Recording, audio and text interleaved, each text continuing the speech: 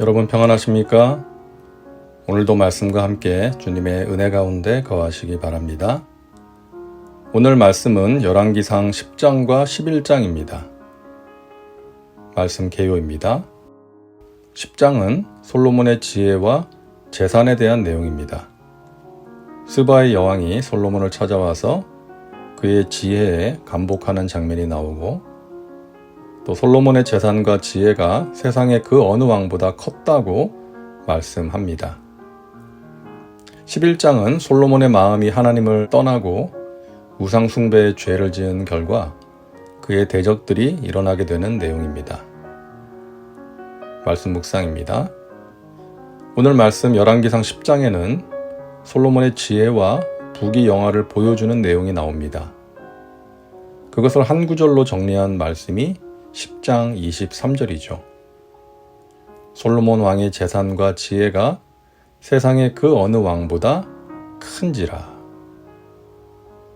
스바의 여왕이 솔로몬의 명성을 듣고 찾아와서 어려운 문제를 냅니다. 솔로몬은 그녀가 낸 모든 문제에 막힘이 없이 대답을 합니다.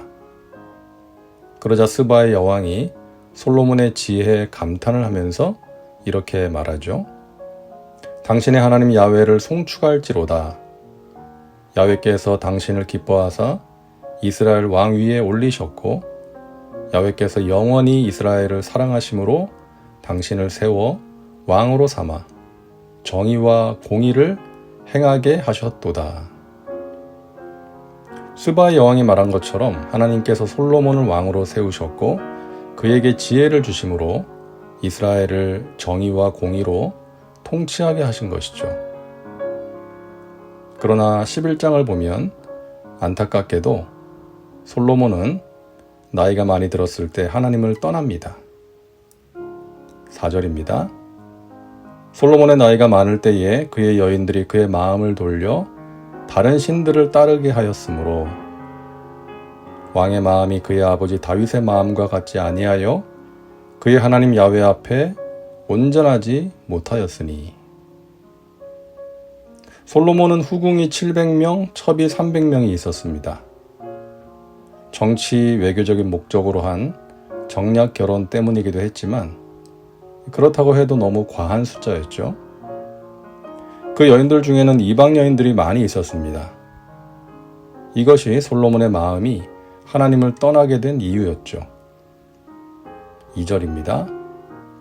야훼께서 일찍이 이 여러 백성에 대하여 이스라엘 자손에게 말씀하시기를 너희는 그들과 서로 통혼하지 말며 그들도 너희와 서로 통혼하게 하지 말라. 그들이 반드시 너희의 마음을 돌려 그들의 신들을 따르게 하리라 하셨으나 솔로몬이 그들을 사랑하였더라. 하나님께서는 오래전 이스라엘 백성들에게 말씀하셨죠. 너희가 이방 사람들과 결혼하면 그들이 그들의 신을 따르게 할 것이니 하지 말라고 말씀하셨는데 솔로몬이 그 말씀을 무시했던 것이죠. 결국 하나님께서 경고하신 일이 그대로 생긴 것입니다. 그 여인들로 말미암아 그 여인들이 섬기던 이방의 신들, 우상이 들어오게 되었고, 솔로몬은 그 여인들을 사랑하였기에 그 여인들을 위하여 산당을 만들어 주어서 거기서 제사하게 해 주었던 것입니다. 하나님께서 미워하시는 일을 행한 것이죠. 더욱 안타까운 것은 하나님께서 2번이나 그렇게 하지 말라고 명령하셨지만 솔로몬이 지키지 않았다는 것입니다.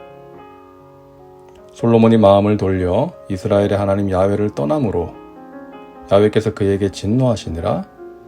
야훼께서 일찍이 2번이나 그에게 나타나시고 이 일에 대하여 명령하사 다른 신을 따르지 말라 하셨으나 그가 야훼의 명령을 지키지 않았으므로. 오늘 성경은 분명히 말씀합니다.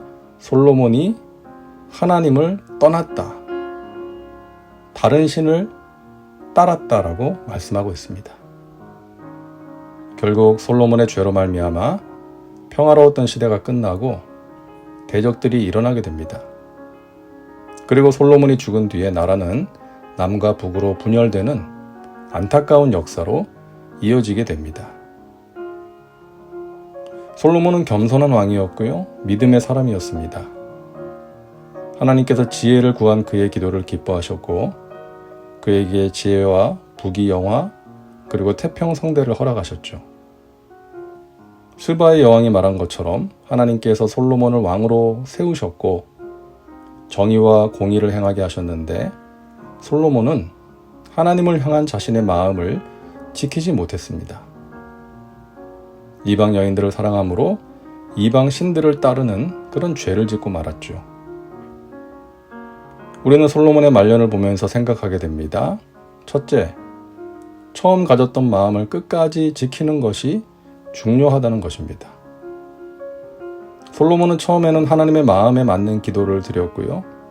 자신이 가진 지혜와 부귀영화의 근원이 하나님께 있다고 생각을 했었죠. 하지만 그 마음을 끝까지 지키지 못했습니다. 우리 주위에도 그런 사람 많지 않습니까?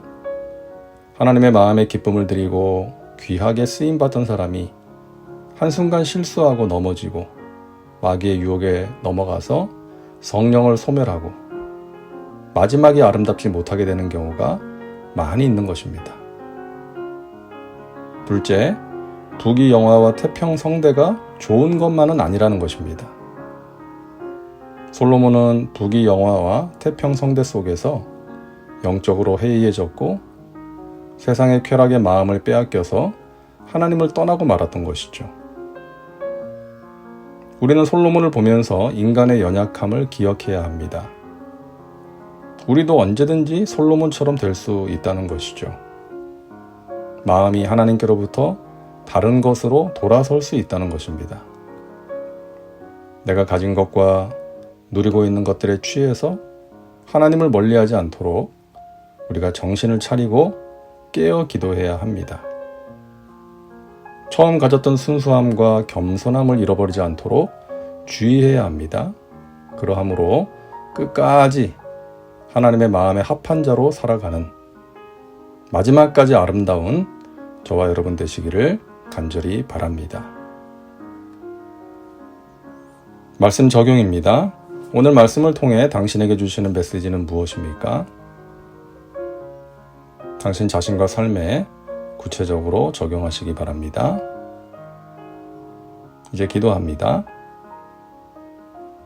사랑과 은혜가 풍성하신 하나님, 오늘도 말씀과 함께 살게 하시니 감사합니다. 지혜와 재산이 누구보다 많았던 솔로몬의 마음이 하나님을 떠나버린 안타까운 말씀을 보았습니다.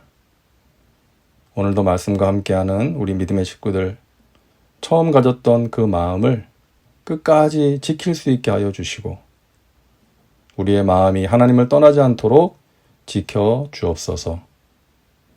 세상의 것들을 경배하고 섬기지 않도록 우리의 마음 중심이 항상 하나님을 향하게 하여 주시옵소서. 예수님의 이름으로 기도하옵나이다. 아멘.